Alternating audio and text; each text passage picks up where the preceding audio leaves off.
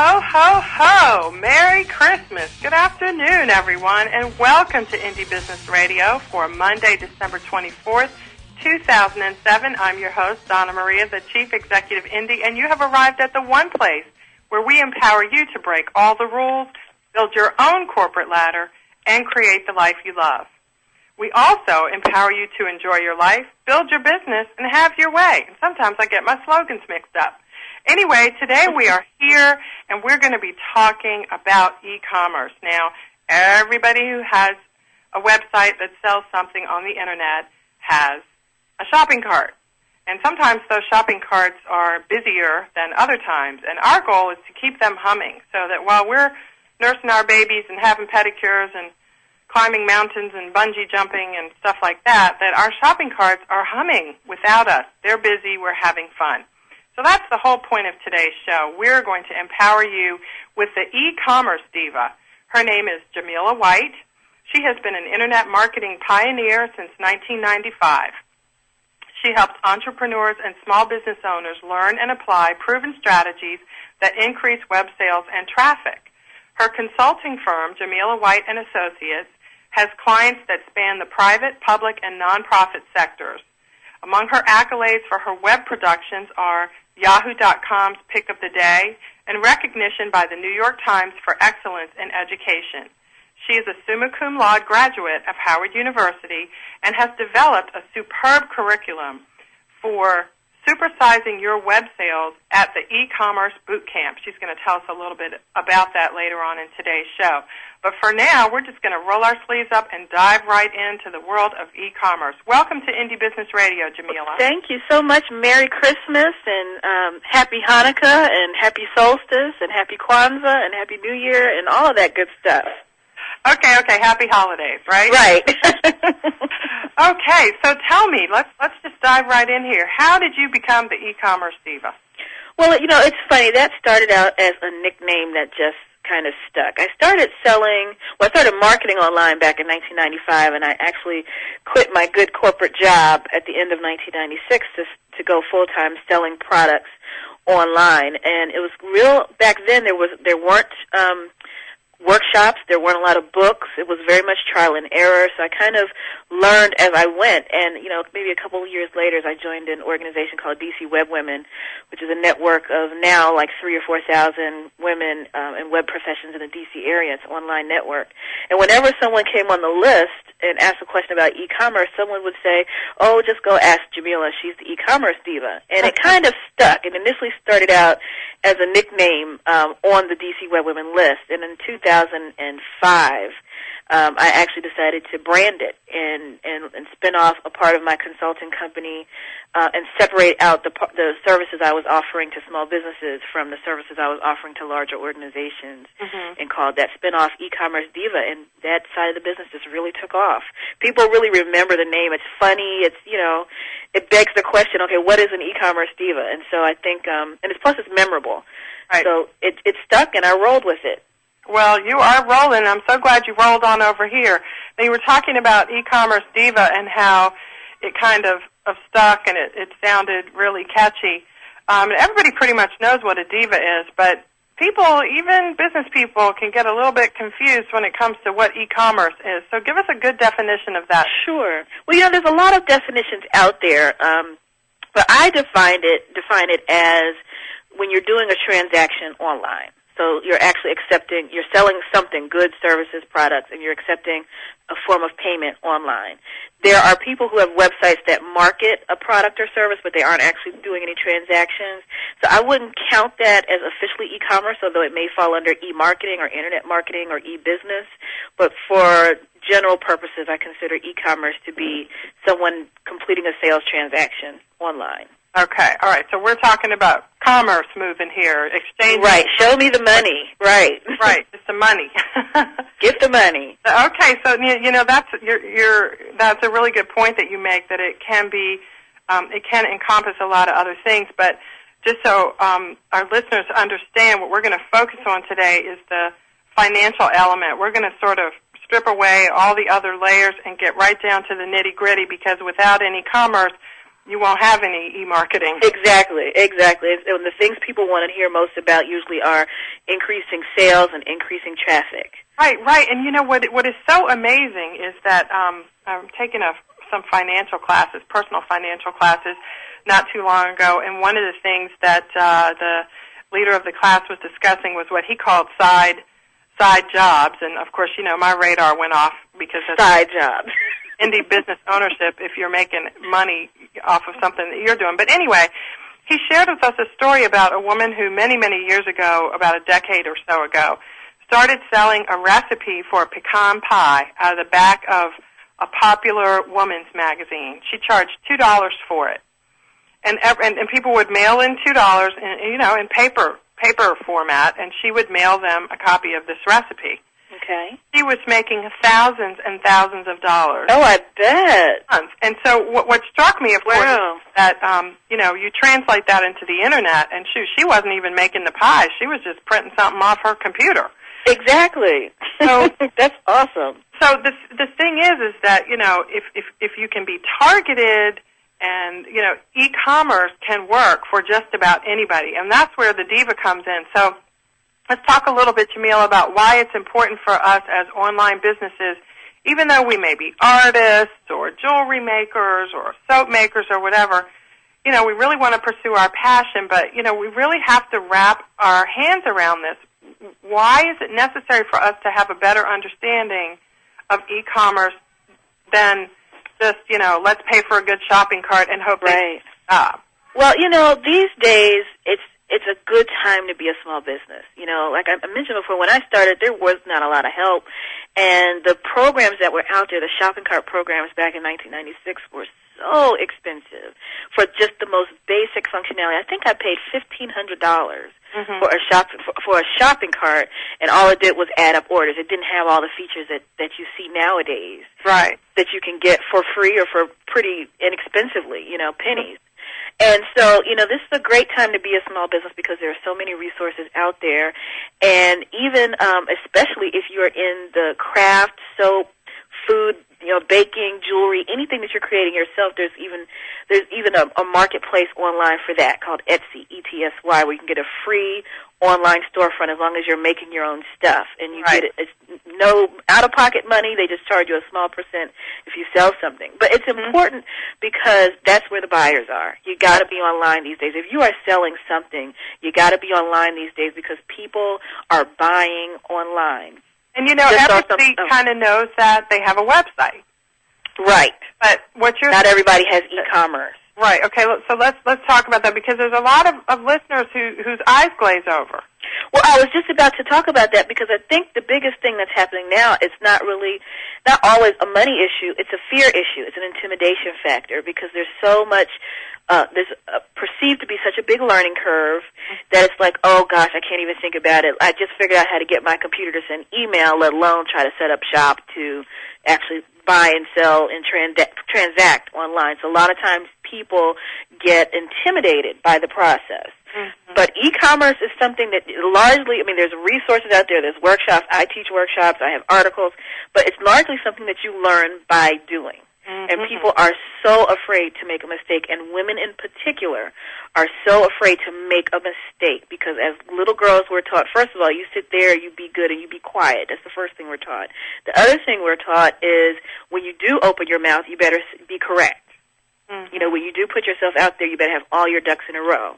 And so we're so afraid of making a mistake that we don't want to try e-commerce for fear that we do it wrong. Well, then there won't be much of a business after that. And that's the truth. And not only that, but even if you're primarily selling locally, for example, let's say you sell at craft shows, you still need to be online because a lot of times people are looking online to find local places to shop. They don't look at the yellow pages anymore. They go online and they search for something in their neighborhood or in their city, and then they go to whatever comes up on their computer. And if you don't have a strong... My yellow pages goes from the front porch to the back porch where the trash is. Exactly.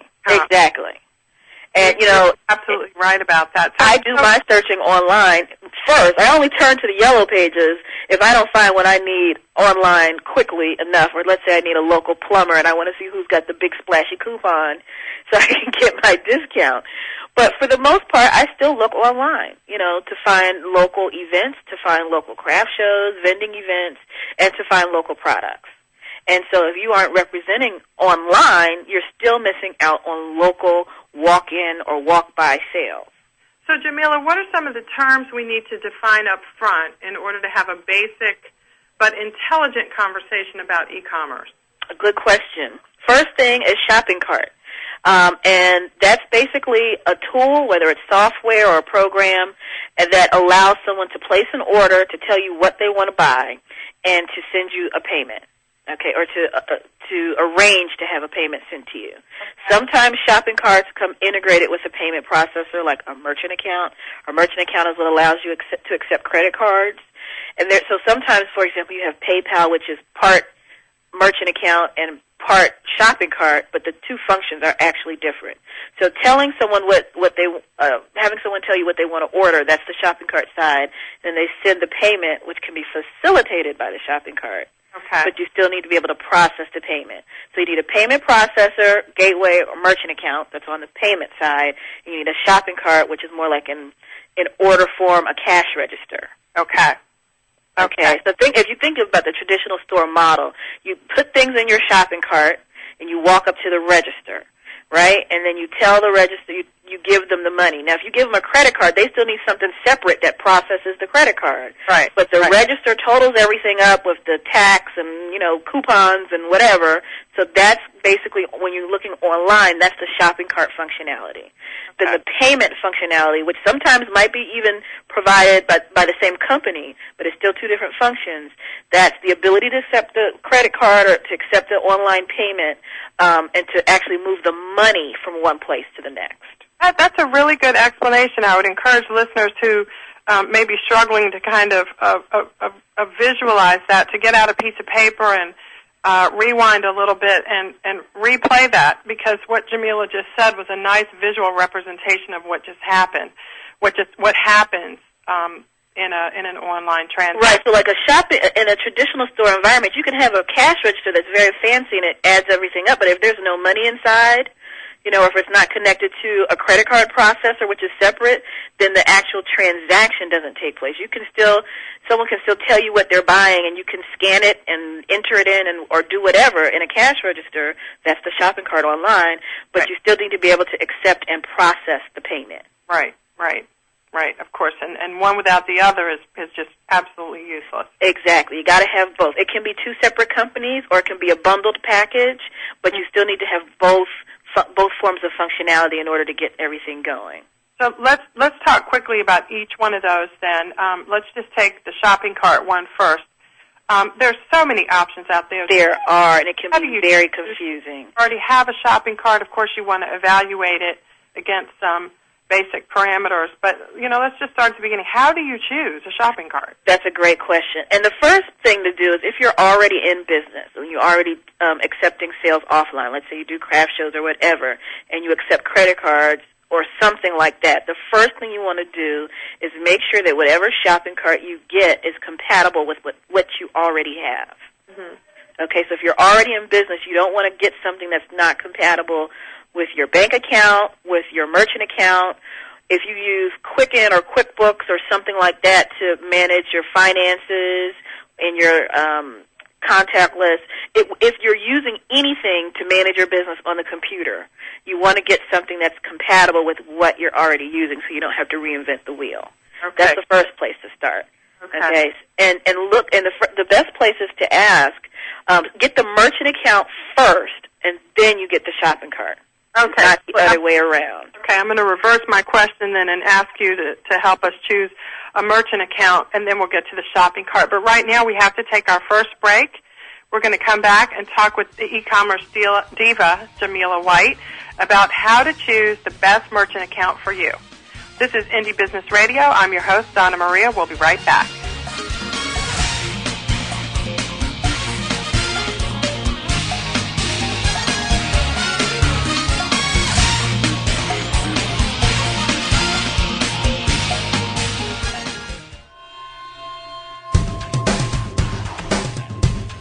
Why is everyone listening to globaltalkradio.com? Because it's the future of talk radio. Every day, more and more people are finding Internet radio as not just an alternative media, but as a replacement to traditional AM and FM broadcast stations. Internet radio offers a wider variety of programs, convenient on-demand listening that meets your schedule, and fewer commercial interruptions. And globaltalkradio.com is already leading the way by matching this content with a highly targeted Internet audience. globaltalkradio.com offers its listeners one of the widest programming varieties on the Internet, from business and finance to self-improvement, paranormal, health, literature, romance, politics, and more. There are also opportunities for prospective hosts who would like to host their own weekly or one-time talk shows. Want to learn more? Check us out at www.globaltalkradio.com and see the future of talk radio today.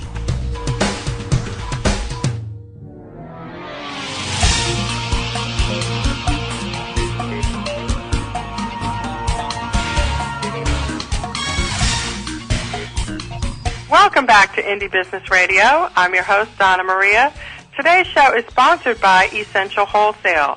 Essential Wholesale has a variety of bulk packaged, unscented cosmetic ingredients to help you repackage them, color them, and scent them to your heart's desire so you can give your customers what you want in less time so you can spend more time growing your business. For more information, visit essentialwholesale.com. So before we took our break, Jamila, we were talking about how to pick a merchant account. So let's do that. Right. And the reason why you should pick your merchant account before you pick your shopping cart is your merchant account needs to work with your bank. And it's much easier to switch shopping carts than it is to switch bank accounts. So when you're looking for a merchant account, first you start with your own bank, the place where you do business, and you have your checking account for your business. That's where you start first. You get a quote from them. They're probably going to ask you questions about your anticipated sales volume, you know, whether it's online or offline, and, you know, the kind of business you have, and so on and so forth. Then they'll give you a quote. Then you ask them, is this your best offer? And they'll tell you probably yes. You take that quote and you shop it around. Another place to look is if you belong to any professional network. Sometimes there are member discounts for merchant accounts. If you belong to any shopping clubs like Costco, Sam's, BJ's, they have, as part of their business or executive membership, discounted rates on merchant accounts. You shop there. A company that I use is called Practice Pay Solutions. Online, I got a great rate from them. So you want to shop it around. You want to get at least 3 different quotes from 3 different companies, starting with your bank. Okay, and then you make them compete for your business. If you get a better deal, your bank has an incentive to keep you. So you get a better deal from one of those other companies. You go back to your bank and say, hey, I want to stick with you guys, but I got a better deal. Here's what they're offering me. Can you beat it? That's what I did with J. Blossom. I started out with a quote from Bank of America. But J. Blossom is my bath and body products company. And I started out with a quote from Bank of America. I shopped it around 3 different places. Somebody beat Bank of America's deal, and I took that deal back to Bank of America, and they beat it by another 0.1% on the discount. And so I ended up sticking with Bank of America for my merchant account. But I got the best deal in the end, which was way better than the original deal that Bank of America offered me. So what will happen is once you get your merchant account, they'll tell you what kind of payment processor they use. They'll give you the name of a company or the name of a system. You then take that name and you look at the shopping carts to make sure that they're compatible with your payment gateway or your payment processor from your bank. And that's how you start the process. The other thing you do, aside from the payment side, is you kind of have to sit down and think, okay, what are the basic features that I need? You know, where am I shipping to? Are all of my products the same size, such as I only ship CDs or books? Or am I shipping a variety of merchandise that are different sizes and different weights, like gifts? Will I need to do sales promotions and offer things like coupons or discounts on certain orders or to certain customers? Am I doing wholesale and retail, and do I need to have those 2 functions separated out, or am I only doing one? And you want to basically pick a shopping cart that you can be comfortable with for at least a year or more. So don't just think right now I'm getting started, I have 3 products, but where are you going to be a year from now? Because you want a cart that's going to grow with you. And, you know, if you end up with 20 products next year that have, you know, different weights and have you want to ship according to the weight of the product, you want a shopping cart that can calculate that for you. So you sit down first and you write out what are the basic features that you need. Don't even start looking at carts until you've done that. because a lot of times people get, so caught up in picking a cart first before they've done any other thing, including the merchant accounts, including determining what features they need. Because if you start off that way, you're going to end up with such a wide variety to choose from that you won't even have a manageable list. And what you want to do is get it down to a short list. Mm-hmm.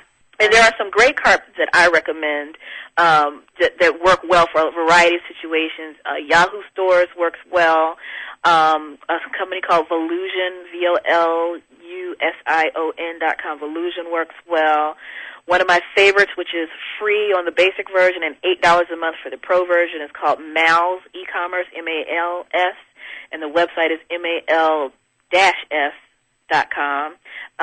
What do you think about PayPal, Jamila? I was just about to talk about PayPal, and I am a fan for PayPal if you are just getting started. Now, you have to keep in mind that PayPal is a two-in-one company. They're known primarily for being a payment processor, both a pseudo merchant account, and now they actually offer real merchant accounts as well. Mm-hmm. But then they also have a very basic shopping cart. And if you're just getting started and you need a very inexpensive, simple way to add a buy now button or add to cart button to your website, mm-hmm. PayPal is a great way to go as an entry-level option. But you may find that you're going to very quickly outgrow it if you start building up your sales. And it's very limited in what it can do as a shopping cart. So if you have to offer, you want to offer a coupon that says take 10% off your first order or something like that, PayPal can't do that. Okay, it can total up things, it can add sales tax, it can add a very basic shipping calculation, like you can't ship by weight, but you can ship by price. Mm-hmm. Whereas like $0 to $25, your shipping cost is, $5 or whatever, mm-hmm. which may or may not work for your business. So, but it's still a great place to start if you're on a budget and you want to get up and running quickly, and it's easy to set up. You don't have to be a programmer. You just cut and paste into your web page mm-hmm. the buy now buttons. Okay. Well, I'm a huge fan of PayPal. Okay. I think that there are a lot of options out there, but I've been using PayPal since 1999 in a variety of ways. I still use it as one of my payment options. Well, I'm glad you said that because, probably a good majority of listeners are using PayPal because it is so easy and it does give them the ability to at least get started and not really have to wade through a lot of the details, at least at first, because there are so many details to wade through when you're starting. Oh, absolutely. And even, I'm the e-commerce diva. I know e-commerce inside and out. I'm a web designer. I can build my own websites with fancy shopping carts. And for J Blossom, I used PayPal exclusively for the first 8 months mm-hmm. on when I launched the J Blossom website, simply because I didn't have the time to set up the cart the way I wanted to right away, because I was literally too busy stirring pots of lotion. Right. And so I said, I was working on putting up a more elaborate cart, but in the meantime, PayPal worked in a pinch. And what I thought would be 3 months turned into 8 months before I was able to actually launch the site with the mm-hmm. upgraded shopping cart. Mm-hmm. And so, I don't want anybody to think, well, Jamila's just doing different things, and she's an e-commerce diva, and it's easy for her to say because she can do things herself because she's very technically savvy. I'm still saying PayPal is a great option no matter what your skill level. Right. And it will get you, the good thing about PayPal is if you want to start a business tonight, you can be on PayPal and be up and running tonight. It's not something that takes days or weeks or months to implement. Yeah, that's such a great thing. That's one of the wonderful things about, as you said earlier, it's a great time to be in business because Absolutely. It's so easy. If you have something of value that's quality to offer, then, you have to try really hard not to be able to move forward with it using technology. Right now, there's no excuse. And even today, I still accept PayPal payments mm-hmm. For anyone who chooses to pay that way. A lot of people love PayPal because they don't have to give their individual credit card to a merchant that they don't know. Right. And when some people hate PayPal as well, so I advise, people if you have an option to accept multiple kinds of payments, both mm-hmm. traditional credit cards and PayPal, to do that. But I still get about, I'd say 20% of my orders that come in are paid for with PayPal. Mhm. That's a pretty good amount. So let's face it. No matter how good your sales are, they can always be better.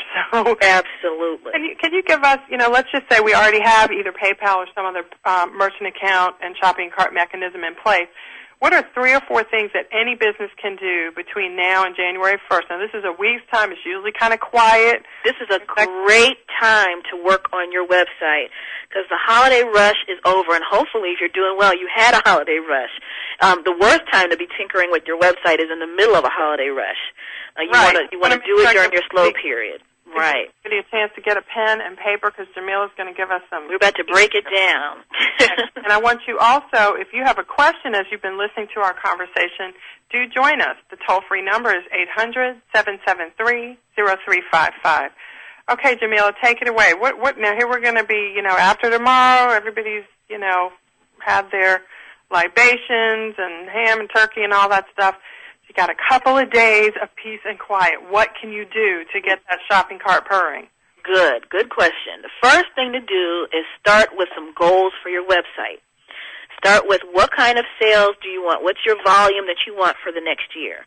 How does that break down on a month-to-month basis? Okay, so you have a number that you're shooting for. A lot of people just say, well, I just want to make money with my website. Well, that's so vague that you're apt not to hit it, okay? When you aim for everything, you end up hitting nothing. Pick a number, make it both realistic and reasonable, but also attainable, and go for it. So start with some benchmarks.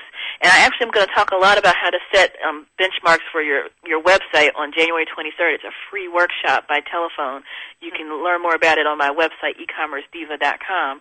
But okay, so that's the first thing. Set some benchmarks. The second thing is go through your website through the eyes of a customer, not through the eyes of yourself, and remove things that are an obstacle to easy navigation and easy transactions. And the first thing on that list that needs to go is a flash intro. I hate to tell you, but nobody cares about your fancy spinning, rotating, jumping up and down logo but you. Okay, so get rid of the flash animation as an introduction to your website if you have an e-commerce website. Okay. It's an impediment to sales. Okay. That's the second thing to do. The third thing to do... That's not bad news because flash animation costs more and the search engine... It does, but people... It's so funny. People say they hate it when they're shopping on other sites. When they get their own site, it's one of the first things they do because they're mesmerized by their own logo. Right, and the search engines don't. No, they don't. And aside from the search engines, they piss off your customers because it takes someone an average of 4 to 8 visits to your website before they actually make a sale. There you go. Make a purchase. So even if they liked the flash intro the first time, which they probably didn't, imagine how they feel on the 7th time. Right. Who wants to see it again? Who wants to see it? So if you think about all the major shopping sites, Amazon.com and Target.com and BestBuy.com, all these major sites, none of them have that. And there's a reason for it. And they invest hundreds of thousands, if not millions of dollars into testing their websites every year. And this is a free tip that, they paid to learn this information that flash intros reduce your sales. So get rid of it. Okay. On the first half of your website, the top half of the home page, you got to have a nice big photo of something great that you're selling or something people using your product. You'd be amazed at how many people are trying to sell something online with a physical product with just words. Or even a great big huge picture of their logo. Right. Your logo doesn't sell products. So the most prominent thing on your website needs to be a photo of your best-selling products or your featured product. But it needs to be on the top of the page and so that someone can see it before they have to scroll. Because if they don't see something they're interested in, they're not going to scroll down anyway. So if your logo is taking up the top half of your website, make it smaller and make a picture of the product most prominent. Okay, so because pictures sell. I don't care what you're selling, whether you're selling services or products. Pictures sell, especially if you're selling something handcrafted or something like a beauty product. How am I going to describe to you over in words what a soap is? A lot of times I want to see those brilliant flecks of color and the creamy-looking texture of your beautiful handmade soap. Right. But, or you've got a picture on there that's smaller than like a postage stamp, and I'm just sitting in front of my computer squinting my eyes. I'm your customer, squinting my eyes trying to see what the picture is. Make the picture big and beautiful. Assume that the person looking at your site can't read a word. Well, how are you going to convey the them? It's the window people see when they're walking down the street. Exactly. It's the window people see when they're walking down the street. It's the displays and shelves that they see when they walk in your store. Even the grocery store has beautiful displays of stacked up fruits and things on the ends of the aisles. And, you've got to display your merchandise in a way that's appealing to the customer online. I talk to so many people who do really well at craft shows, and they create these beautiful tables at craft shows with these beautiful baskets of goodies and things stacked up and arranged so nicely, and they're so personable, and they tell you all about their product. And then you get to their website, you can't even see the product, and it's kind of just not inviting, and then there's no information about the product. It's just a picture and a price. And, where's the salesmanship? All of the things that people ask you about when they talk to you about your product, and all the things that you tell them about when you're describing your product, you need to describe it into the words on the website. So talk about the scent and the texture and the size. And, does the shirt run large or small? Is it a men's fit or unisex fit, or is it a tailored women's fit T-shirt? Does the size run large or small? Is it longer in the cuff, or, you describe everything. Assume that the person cannot pick up your product and touch it and turn it over and try it on, because they can't. Right. So everything that they would do, all of the sensory information that they're picking up with all 5 of their senses, their hearing and their touch and their taste and their smell and their sight, you have to address all 5 of those senses when you're describing your product, no matter what you're selling, whether you're selling widgets or soap. You've got to describe the entire experience, not just what's in it, but what is it going to make you feel like? Is this going to relax you, make you feel powerful, make you feel sexy? I mean, how is it going to make you feel when you're using it or after you've used it? And for a lot of people, just going to a couple of websites that they either buy from because they do that regularly, or they would buy from them. Exactly. And just writing down 10 or 15 things that entice you. And then and what entices you about it, and not just what are the features, but most importantly, what are the benefits? So if you tell me this is a great lotion because it's got shea butter, well, tell me what does shea butter do that makes it so great? Right. And I had a wake-up call myself just 2 days ago when I was explaining to my dad some of the properties of my own lotion. I was talking about the shea butter and how much I love shea butter. He looked at me and he said, "What shea butter?" Right. Let's talk about shea butter. What's shea butter? It must be really good, baby, but what is it? But what is it? And I realized at that moment that I'm going on and on about features and not about benefits. So you talk about, well, it's got shea butter, but shea butter is moisturizing, and it's this and it's that. Okay, so, or if you're selling, a workbook, it's got 256 pages. That's the feature, but that translates into the benefit of everything you need all in one place. So every feature has a benefit. If I told you a computer or an iPod that I'm selling has 8 gigabytes, okay, well, that's the feature, but the benefit, it means you can load up every song that you've ever wanted to hear on it without running out of space.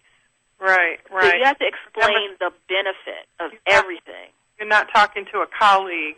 Right, and explain the size, because as I'm looking at the picture on the screen, I want to know, is this the actual size? Is it bigger than it looks? Is it smaller than it looks? How does it compare to the other thing? I mean, I think everybody at some point has ordered something online, and when they got it, it was tiny, and you were thinking, it looks a lot bigger. You can actually describe the measurement. You take care of that. We're going to have to take our final break. This is Indie Business Radio. We'll be right back.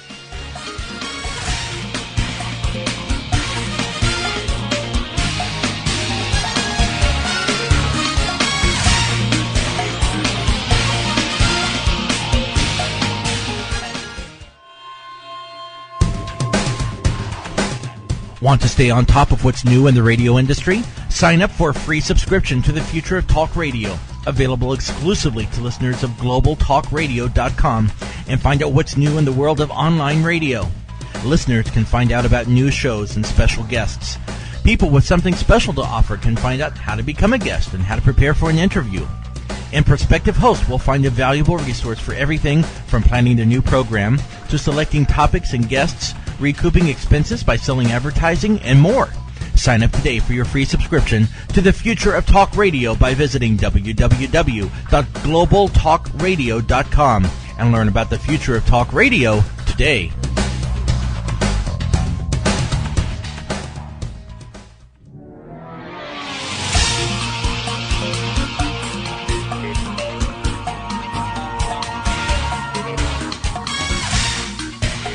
Welcome back to Indie Business Radio. We're here talking with Jamila White, the e-commerce diva.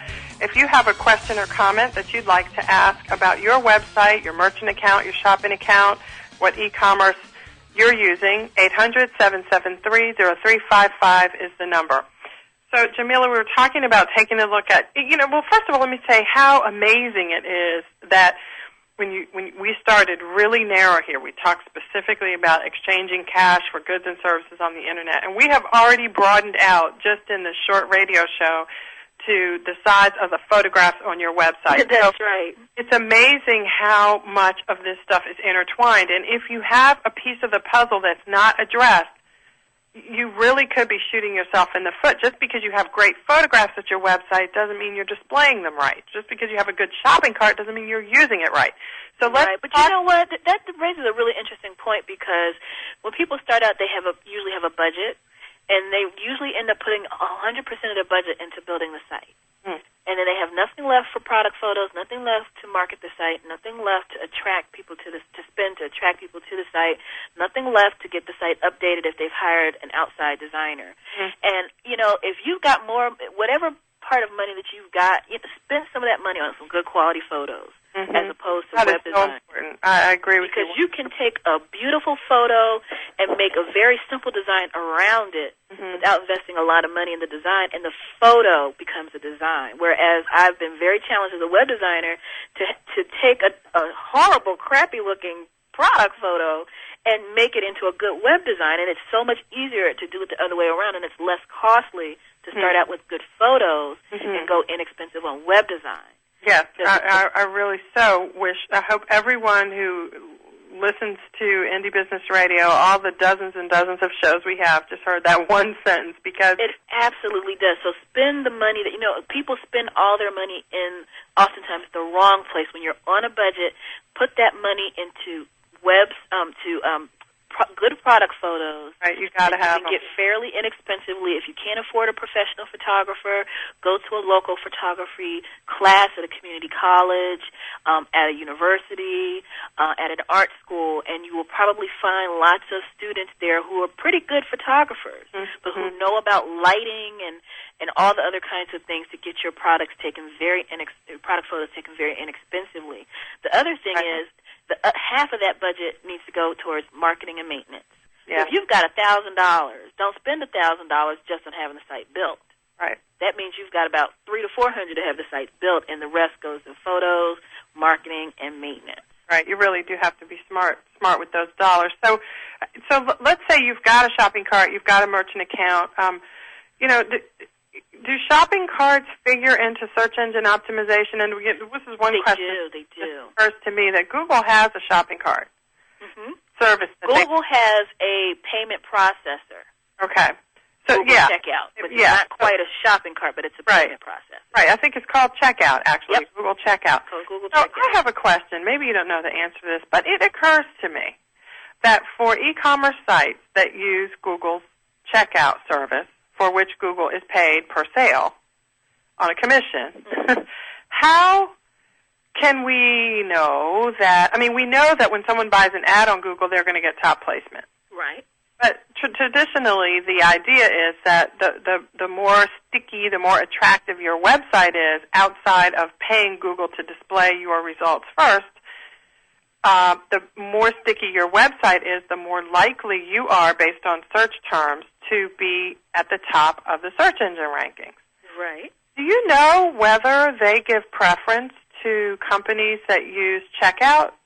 That's an excellent question. And, of course, publicly they say no. There's been a lot of discussion within the industry on whether or not it's true. I tell you what they do, and they acknowledge that they do, is they put a nice little Google checkout graphic on your ad that makes it stand out more, even if it isn't at the top.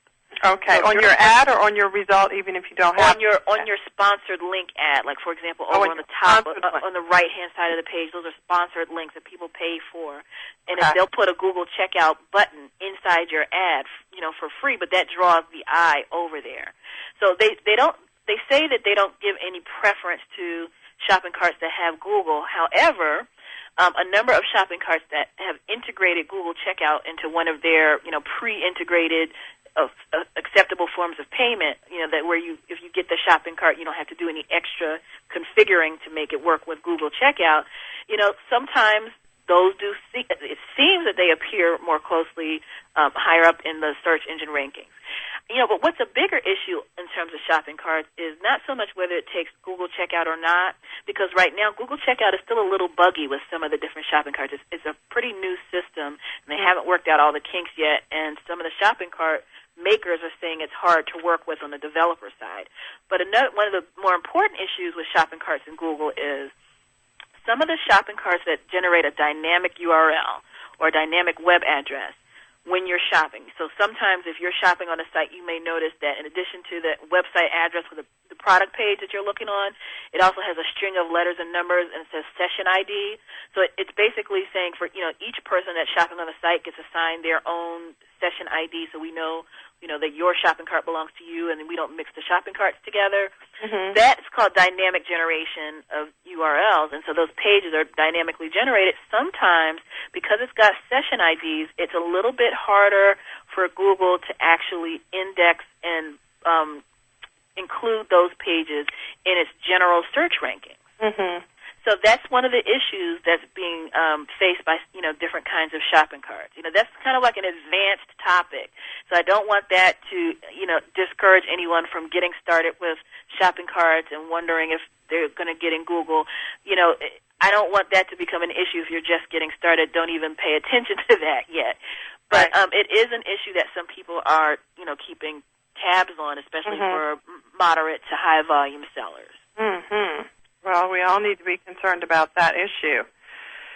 Thank you for raising that. So, what sorts of things? What are the biggest mistakes people make when it comes to e-commerce? I mean, we already talked about some of them that have to do with design, right? Like the flash is one of them, and I would say it's funny because everybody wants me to say, not wants me to say, but they anticipate that I'm going to say something about using the wrong shopping cart or something like that. It's not. The biggest mistakes in e-commerce have to do with the biggest mistakes in business, and it is not having a plan. Mm-hmm.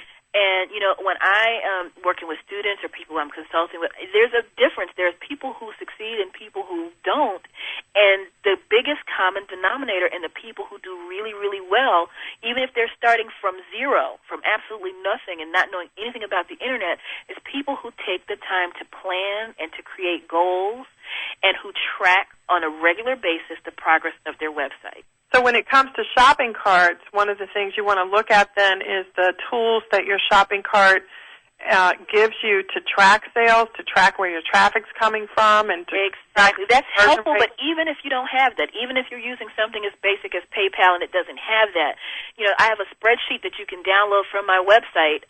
If you go to ecommercediva.com, you look for the January 23rd free teleclass called 3 Magic Numbers for E-Commerce Success, where I talk about how to watch your stats and what to look for and how to calculate them if your program doesn't do it automatically for you. I have a free spreadsheet. It's Microsoft Excel. So you just plug in your numbers of what your sales volume is every month, what your total number of visitors are every month, and it will calculate for you the different statistics that you need to manage your web business, such as conversion rate.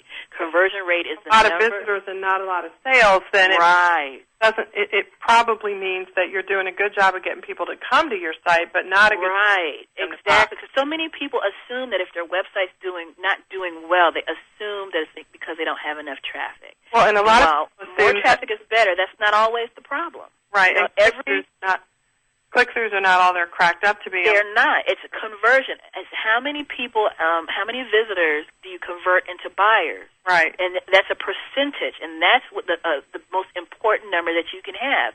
If you've got 1% conversion, which means that for every 100 visitors to your website, you get one order. Okay, if you get 1% conversion, but you attract 10,000 visitors, that means that you're turning away 9,900 visitors to your site. Right. So your conversion rate is more important, actually, than your actual traffic number. So you want to find out what those people are doing when they get there. Exactly, or else you're spending all of your time on recruiting people to your site who aren't buying. Right. And there could be a number of reasons for that. It could be the website itself, the way that it's structured. It could be that there's not enough information. It could be that you have no keep-in-touch strategy. And one of the most important things that you can have on your website on every single page is a newsletter sign-up box. Not just the home page, but every single page, and give them an enticing offer. Don't just say, sign up for our newsletter. Nobody wants more newsletters. Right. But they do want specials. They want discounts. If you say sign up to get our discounts, sign up to get our specials, sign up to take 10% off your first order, sign up and get our free report on 10 reasons why blue widgets are hot this season, you'll get a better number of people signing up for your newsletter. That's the gold mine of e-commerce. Everybody wants to know what's the magic shopping cart I can get to make my website a success. Any shopping cart will do if you've got a good product and you've got good marketing. But one of the most overlooked parts of online marketing, the meat of online marketing, is in the mailing list. Building up your mailing list, that's the gold mine. Because, once again, it takes people between 4 to 8 visits to your website to even make their first purchase. So how is it that you think that they're going to get there the second and third time? Even if they love your site and they love your product the way it looks and they bookmark it, they're going to forget. If they're like me, I have 1,000 bookmarks on my computer, of which I probably looked at 10 in the last 2 months, you know, because you bookmark it, then you forget it. But you want to keep in touch with them, and that's where the mailing list comes in. Right. That's really That's where the gold is, and that you can do for free. Go to yahoogroups.com, and you can get the most basic mailing list. And for, between $10 and $20 a month, you can go to constantcontact.com or AWeber, AWEBER.com, and get you a great, attractive, nicely formatted newsletter and mailing list management software all in one. Right, and it is not expensive. And it's not. If you're telling me you can't spend $10 a month or for free to go to Yahoo Groups, then you don't need to have a website. You don't need to have a business. Don't need to have one. I see fancy, smancy websites that cost $10,000 with no mailing list, and I just shake my head because I know some people who spent nothing or less than $100 on a website and have a great mailing list, and they're doing really great sales. Have a great business. So, Jamila, tell us a little bit about how we can learn more about you, and I understand you have a boot camp coming up now. I do. Well, my website's got lots of information. It's got my free newsletter. It's got tips and tricks and articles. It's ecommercediva.com, all one word. All right. And it's got information about all of my upcoming workshops and speaking appearances, including a free workshop I'm doing January 23rd, which is a Wednesday night. It's free. It's by telephone, and it's a sneak preview of my 6-week boot camp, which starts in February. I have a 6-week Supersize Your Web Sales Teleboot Camp, which you take once a week by telephone, plus you get one-on-one consultation and help from me on your website. It's not just theory about what works on the Internet. We're going to talk specifically about what works for you, and I purposely maintain a very small group, and it tends to sell out every time, so go early. And for that, you can there's an early bird registration, but check out the free newsletter and the free workshop on January 23rd. Okay. If you happen to be listening after January 23rd, the recording is going to be available as well. All right. Well, check it out, guys. Jamila White at ecommercediva.com. Thank you for joining me today on Indie Business Radio, Jamila. And I wish you a very Merry Christmas. And likewise. Here. And I want to encourage you, my listeners, to take some time off. Enjoy yourself this holiday. I have just moved past a huge milestone. This show has been on the Internet for over 2 years now. Oh, wow. Has it been 2 years? Congratulations. Every week. So I just want to thank guests like you, Jamila, all of my guests from this year and last year, and everyone have a very, very happy New Year. I hope you'll visit indiebusinessblog.com and indiebusinessforum.com to continue the conversation. And as always, this is Donna Maria signing off my last show of 2007. Enjoy your life, build your business, and have your way.